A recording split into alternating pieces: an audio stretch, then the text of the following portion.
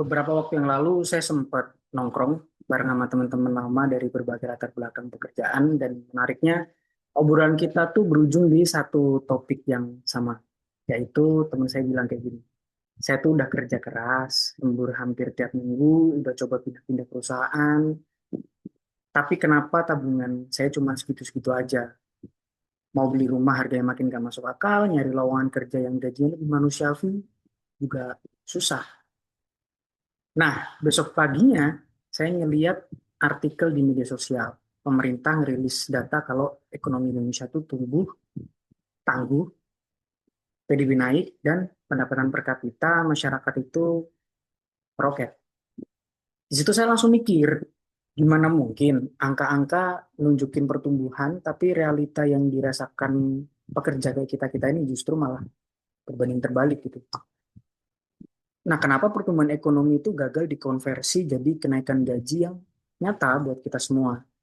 Jawabannya sebenarnya simpel karena ini tuh bukan karena kita kurang kerja keras, tapi karena memang ada masalah yang tersembunyi yang sedang dihadapi sama struktur ekonomi di negara kita. Kita semua itu sebenarnya sedang terjebak dalam lingkaran setan yang bernama middle income trap, yaitu perangkap pendapatan menengah. Kali ini kita akan bahas data real untuk melihat kemana sebenarnya arah kapal besar yang bernama perekonomian Indonesia ini sedang berlayar. Nama saya Nizar Ali Feridani, selamat datang di analisis perekonomian Indonesia. Di video kali ini, saya pengen ngajak teman-teman semua buat ngeliat sebuah perspektif yang utuh dan komprehensif tentang apa yang sebenarnya harus dilakukan oleh pemerintah dari tiga pilar ekonomi makro. Yang pertama adalah kebijakan fiskal, lalu yang kedua adalah moneter, dan yang ketiga adalah utang luar negeri. Tujuannya supaya kita bisa lolos dan keluar dari jebakan pendapatan menengah. Oke, berdasarkan laporan resmi dari Kementerian Koordinator Bidang Perekonomian per Maret 2026, ekonomi Indonesia itu tumbuh di level 5,11%. Bahkan pendapatan per kapita kita kalau dihitung itu udah naik ke angka 5.082 dolar Amerika Serikat. Nah, angka ini menempatkan Indonesia itu masuk ke dalam kelas menengah atas. Tapi ini malah masalahnya justru malah di sini. Pertumbuhan ekonomi itu ternyata didominasi sama sektor konsumsi yang semu dan jasa yang bernilai rendah, bukan dari sektor industri manufaktur yang kuat. Dampaknya apa buat kita? Dampaknya adalah lapangan kerja formal yang berkualitas itu jadi makin langka dan kenaikan gaji buat kelas pekerja kantoran itu malah jadi cenderung stagnan. Jadi ini tuh kayak kita ngelihat sebuah kue di dalam toko itu membesar, tapi potongan yang sampai ke kita itu ya nggak nambah ukurannya. Dan untuk membahas ini, kita akan bagi jadi tiga bab. Yang pertama adalah middle income trap, bab satu. Kita akan mendiagnosis apa sebenarnya akar masalah struktural ekonomi kita lewat kacamata sejarah dan aturan konstitusi negara. Lalu masuk ke bab dua, pilar ekonomi makro. Kita akan menguji kekuatan tiga pilar Indonesia saat ini. Dan di bab ketiga, strategi naik kelas, kita akan merumuskan strategi konseptual jangka panjang agar Indonesia benar-benar bisa naik kelas. Oke, kita masuk ke bab satu. Sebelum kita mengobati sebuah penyakit, maka kita harus tahu dulu dong sumber infeksinya dari mana. Apa itu middle income trap? Jadi berdasarkan pengertian dari Bank Dunia, middle income trap itu adalah kondisi ketika suatu negara sukses keluar dari kemiskinan karena modal upah buruh yang murah, tapi kemudian terjebak dan gagal buat melompat ke negara maju. Nah, kok bisa terjadi? Ya karena saat upah buruh kita itu naik, ya kita bisa lihat lah UMR kita itu cenderung naik, negara itu otomatis kehilangan daya saingnya sama negara lain yang upah buruhnya itu jauh lebih murah gitu.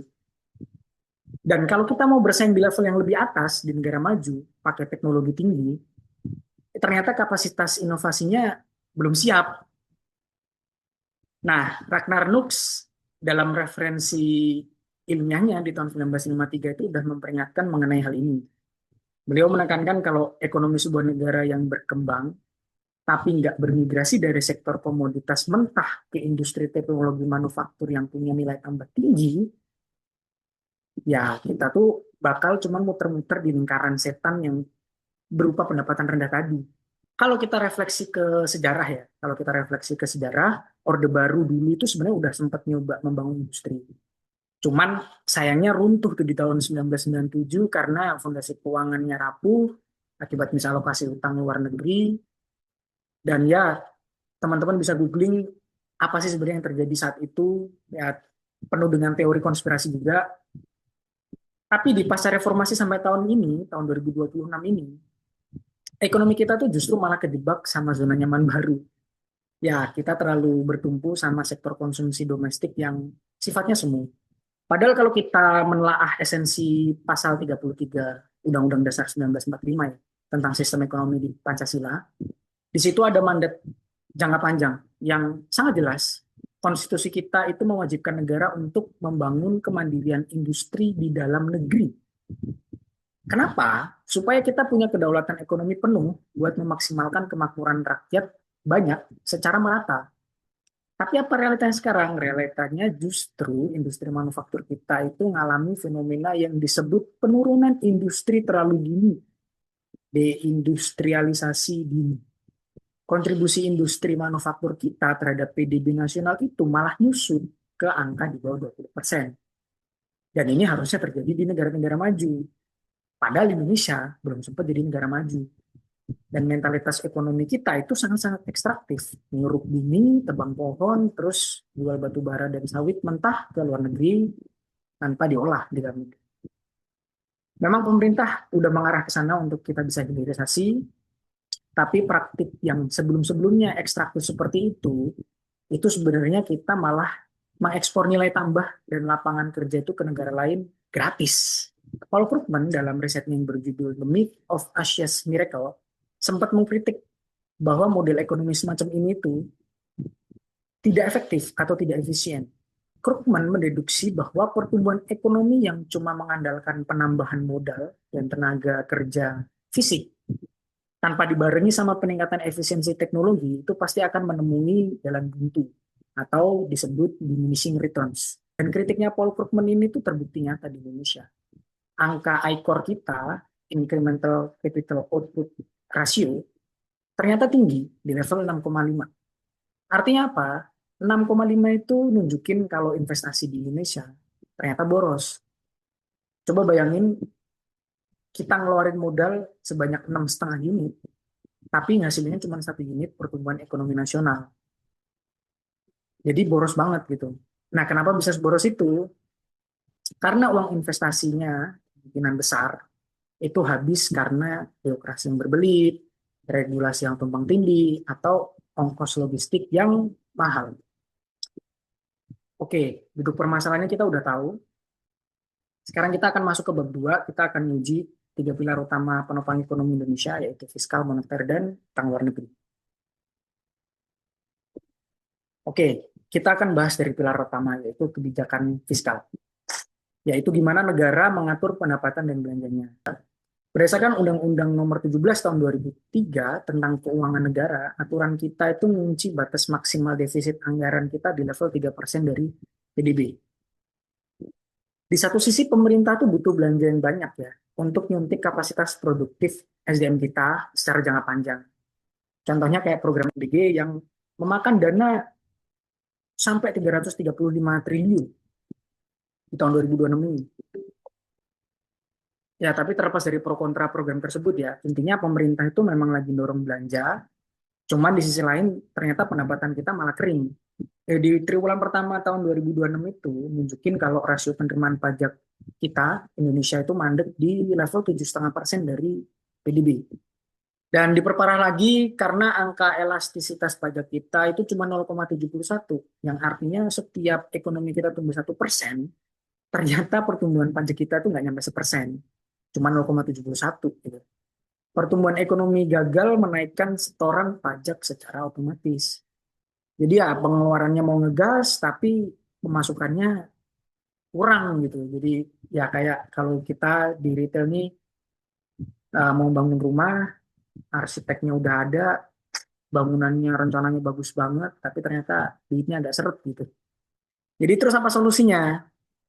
Solusinya yang pertama pemerintah itu bisa nyetop cara-cara lama yang memeras kelompok pekerja kantoran.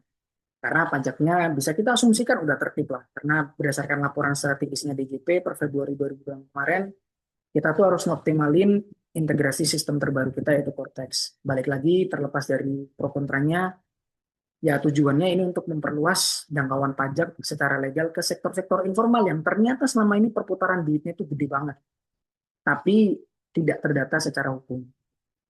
Lalu langkah yang kedua, kita juga harus berani menerapkan yang namanya Qualified Domestic Minimum Top Up Tax atau QDMTT. Nah, ini tuh penting banget karena sekarang itu di tingkat global udah berlaku aturan pajak minimum internasional yaitu sebesar 15%. Nah, kalau investor asing itu masuk ke Indonesia, tapi malah Indonesia itu ngobrol dengan diskon pajak atau tax holiday, dan tarifnya di bawah 15%, sisa selisih pajaknya itu malah bakal ditarik sama negara asal si investor tersebut. Jadi kita tekor, yang harusnya kita itu bisa narik selisih pajak 15% ke dalam negeri, malah ditarik sama negara. Harusnya kita bisa narik itu si 15% tadi. Dan biar investor nggak kabur karena pajaknya naik, uangnya kita kembalikan ke mereka dalam bentuk non fiskal. Contohnya seperti membangun fasilitas ramah lingkungan di sekitar pabrik mereka atau bisnis mereka, terus subsidi biaya pelatihan buruh lokal. Jadi investor asing itu bisa dapat buruh yang terampil dari kita dan infrastrukturnya juga bagus. Selain itu kas negara kita juga aman. Oke, sekarang kita bergeser ke pilar kedua, yaitu kebijakan moneter. Ini wilayahnya Bank Sentral, Bank Indonesia. Kita bisa lihat di paruh pertama kemarin tahun 2026 ini, stabilitas keuangan kita benar-benar diuji sama faktor eksternal, yaitu eskalasi konflik di Timur Tengah, krisis Selat Hormuz. Ini terbukti telah menerbangkan harga minyak mentah Brent melonjak ke angka 101 dolar Amerika Serikat per barel. Dan ini memicu aliran modal keluar. Tentunya ini bikin nilai tukar rupiah kita tertekan hebat, goyang banget sampai nyentuh ke level 18.000 per dolar Amerika Serikat. Dan teori Mundell-Fleming yang ditulis oleh Robert Mundell sudah memproyeksikan efek domino ini. Ketika nilai tukar mata uang domestik ambles kayak gini, negara berkembang yang tergantung sama impor bahan baku itu akan terkena pukulan telak yang namanya imported inflation atau invasi barang impor. Jadi sebagaimana kita tahu, Indonesia adalah net importer minyak. Jadi biaya impornya itu membengkak, harga bahan baku buat di pabrik juga naik otomatis karena ikut jadi mahal, dan ujung-ujungnya harga barang kebutuhan di masyarakat ikut naik. Dan melihat situasi ini, sebenarnya BI nggak punya banyak pilihan ya. BI terpaksa ngambil langkah pengetatan uang atau tight money policy dengan menaikkan suku bunga acuan atau BI rate ke level 5,5%. Sebelumnya 5,25, terus sekarang 5,5%. Dan langkah ini menurut saya mutlak diambil karena harus menahan modal asing supaya nggak kabur ninggalin pasar keuangan kita. Tapi kebijakan moneter itu selalu punya efek samping yang pahit. Karena ketika BI rate naikin suku bunga dan ini terhitungnya lumayan tinggi, dampaknya itu langsung kerasa. Modal pinjaman ke bank itu jadi mahal, jadi ya pengusaha sama pelaku industri akhirnya milih buat nahan diri, potong anggaran buat ekspansi, bahkan bisa efisiensi tenaga kerja karena modal usahanya jadi lebih mahal dan cicilannya naik. Buat di sektor retail, buat ngambil KPR pun pasti akan mikir-mikir karena suku bunganya juga naik. Maka dari itu BI itu sebenarnya nggak boleh terus-menerus kejebak buat pakai satu instrumen, yaitu naikin suku bunga demi stabilitas jangka pendek. Kita tuh sebenarnya harus bisa mengoptimalkan bauran kebijakan nasional. BI harus memaksimalkan KLM atau kebijakan insentif likuiditas makro prudensial. Mekanismenya sebenarnya sederhana. Sambil BI naikin suku bunga ke 5,5%, BI itu justru ngelonggarin likuiditas perbankan domestik dengan memberikan potongan giro wajib minimumnya ke batas tertinggi, yaitu di angka 4%. Cuman pelonggaran likuiditasnya juga nggak bersifat gratis ya. BI itu harus memaksa perbankan untuk ngalirin likuiditasnya ini ya secara eksklusif ke sektor-sektor prioritas yang mendorong transisi ekonomi keluar dari middle income trap. Contohnya ke industri manufaktur teknologi yang orientasinya ekspor, pembangunan perumahan rakyat, dan penguatan UMKM. Ini kayak masang infus oksigen khusus langsung ke jantung sektor produktif supaya di tengah tren suku bunga yang tinggi, ekonominya tuh nggak melambat signifikan. Oke, kita lanjut ke pilar ketiga, yaitu kebijakan utang luar negeri. Era likuiditas murah di tingkat internasional itu udah resmi berakhir. Sebagaimana yang kita tahu, The Fed nahan suku bunga dan kondisi keuangan global ini jadi ketat ya. Tingkat imbal hasil surat berharga negara SBN tenor 10 tahun Indonesia itu terkerek naik sampai ke angka 6,8-6,9%. Yang artinya pemerintah ketika menerbitkan surat utang itu harus bayar bunga jauh lebih tinggi ke investor. Carmen Reinhardt dan Kenneth Rogoff dalam studinya mengenai sejarah krisis keuangan dunia udah mengingatkan mengenai risiko ini sebenarnya. Jika tingkat pertumbuhan biaya bunga, utang, atau cost of debt suatu negara itu tumbuh jauh lebih cepat dibandingkan laju pertumbuhan ekonomi realnya, maka ruang fiskal di APBN itu jadi mengalami kelumpuhan. Kita bakal terjebak sama istilah yang cukup populer yaitu gali lubang tutup lubang. Itu porsi anggaran negara kita habis buat bayar utang lama pakai utang baru. Dan lembaga pemeringkat kredit internasional seperti Fitch dan Moody's bahkan udah merevisi proyeksi utang Indonesia jadi negatif. Dan alasan mereka karena performa setoran perpajakan domestik kita tuh dinilai melemah ya. Masalah yang paling mendasar juga sebenarnya adalah karena misalokasi dana utang. Utang itu sebenarnya hal yang wajar gitu dalam ekonomi. Nah, apalagi sistem ekonomi global ini ya. Jadi ya memang wajar, tapi utang itu harus dipakai untuk hal yang produktif. Analoginya itu mirip kayak kita kalau pakai paylater. Ya sebenarnya nggak masalah kalau pakai paylater asal buat beli. Misalnya, misal buat beli laptop baru, terus laptop barunya ini digunakan untuk produktivitas kerja dan menghasilkan pemasukan baru atau menaikkan penghasilan kita saat ini. Tapi ini bakal jadi petaka kalau ternyata utangnya pakai dolar dan justru dipakai buat proyek fisik domestik jangka pendek dan tidak menghasilkan penghasilan dolar atau devisa ekspor. Jadi begitu nilai tukar rupiah itu ambles ke 18.000 per dolar, maka beban tagihan utang luar negeri kita otomatis membengkak tanpa adanya tambahan pendapatan devisa buat melunasi. Nah, terus gimana cara buat memperbaikinya? Sebenarnya DJPPR, Kementerian Keuangan itu bisa mengeksekusi 3 strategi. Yang pertama adalah debt switching, yaitu nuker instrumen struktur utang lama dengan utang baru yang bunganya lebih efisien. Jadi kalau di retail tuh bahasanya kayak restrukturisasi lah. Utang yang tinggi itu dibayar dilunasi pakai utang yang lebih rendah dengan tenor yang lebih panjang. Kedua, Kementerian Keuangan juga bisa mempertebal basis pasar investor domestik. Jadi instead of kita menerbitkan surat utang untuk luar negeri, ya lebih baik terbitkan aja surat utang untuk dalam negeri. Sehingga ketika nilai tukar dolar itu mengalami lonjakan ya, ekonomi Indonesia atau kursi Indonesia itu nggak terlalu goyang. Dan yang terakhir nih krusial itu nerapin kebijakan lock earmarking. Jadi harus ada regulasi hukum yang tegas buat mengunci pemanfaatan dana utang baru. Nggak boleh ada lagi Rp1 pun dana hasil utang luar negeri yang habis buat proyek fisik kosmetik yang sifatnya konsumtif.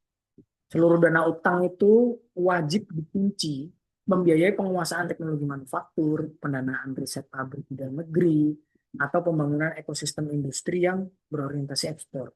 Jadi kita paksa utang tadi itu jadi modal teknologi yang menghasilkan devisa untuk melunasi dirinya sendiri.